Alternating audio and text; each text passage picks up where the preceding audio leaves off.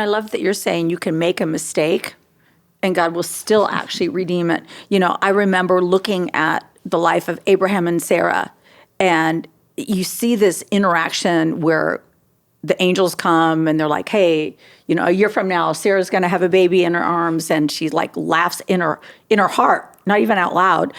And it's interesting that when people get so acquainted with disappointment, they're afraid to hope again. Right. And I remember reading that, and God said, because Sarah was a crazy woman. I mean, she beat Hagar, a pregnant woman. Here, I would never say, hey, John, here's an option for you. Yeah, right. Take my handmaiden. I mean, there was you're like, Sarah was like dysfunctional. She would have been on a television show.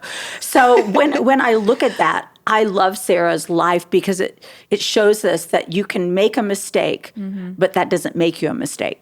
Right. And I feel like God has a plan. John and I, we felt called to give away books.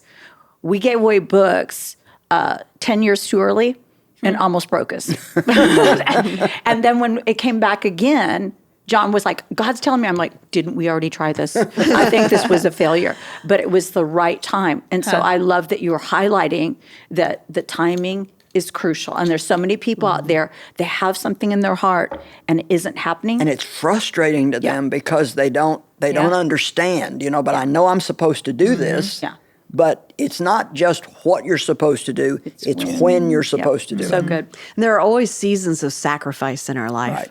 Right. There are things that we have to wait on, things that we have to give up at times. Right. We can't do everything and do it perfectly. We're not even supposed to. That's hard too. That just has been hard for me as a mom of young kids. And my mom will say to me, Erin, it's just a season. Yeah. And I just want to go and I just want to say yes to everybody and I can't.